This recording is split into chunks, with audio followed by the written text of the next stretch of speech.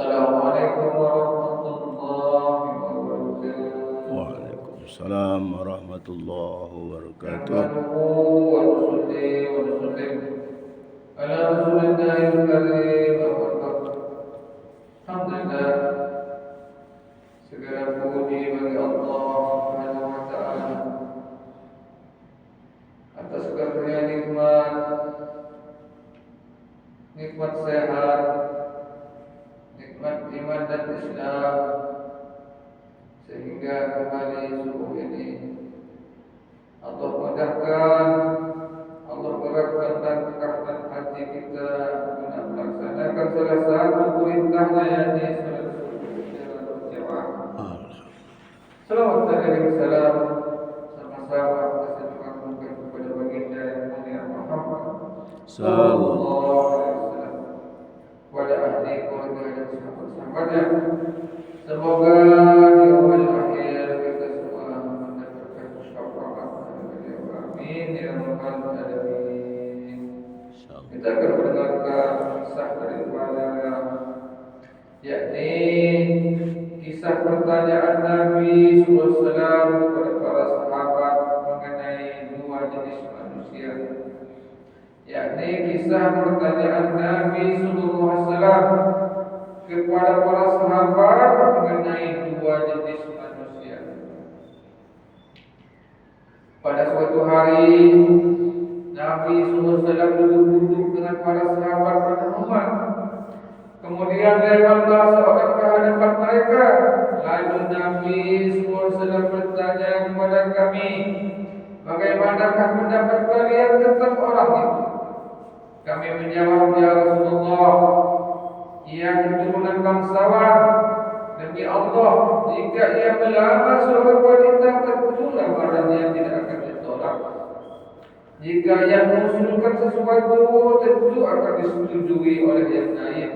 Nabi SAW berdiam diri, tidak berkata apapun. Tidak lama kemudian, seseorang lainnya lewat ke hadapan mereka. Nabi SAW bertanya tentang orang itu kepada kami. Kami menjawab, ya Rasulullah, ia seorang muslim yang miskin. Jika ia meminang seorang wanita, tentu sulit untuk diterima.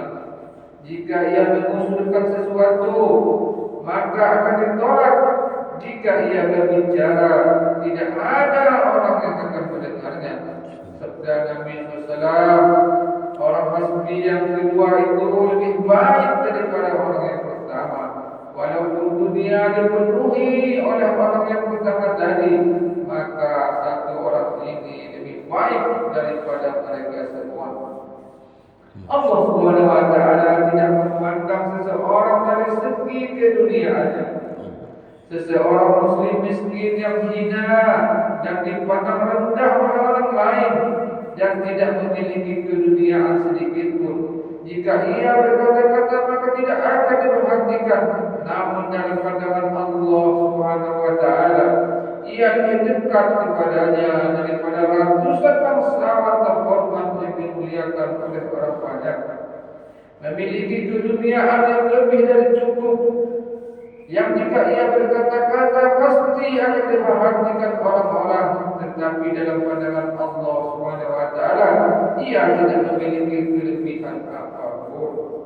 Kehidupan dunia ini berlangsung disebabkan keberkahan orang-orang soleh, sebagaimana sabda Nabi SAW, ketika tidak ada orang yang menyebut nama Allah, ketika tidak ada orang yang menyebut asma Allah di dunia ini, maka kiamat akan terjadi dan dunia akan dihancurkan. Oleh sebab itu, dengan keberkahan nama Allah yang senantiasa disebut dengan keberkahan nama Allah yang senantiasa disebut oleh para solihin, dunia ini masih dapat berjalan dengan teratur.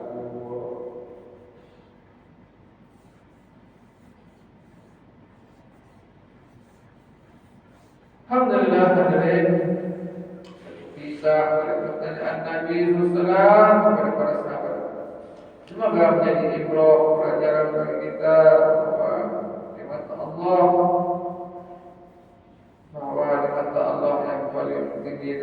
adalah orang-orang soleh, bukan dari segi keduniaan. Subhanallah wa bihamdika. Asyhadu an la ilaha illa anta astaghfiruka wa atubu ilaik. Assalamualaikum warahmatullahi wabarakatuh. Waalaikumsalam wabarakatuh.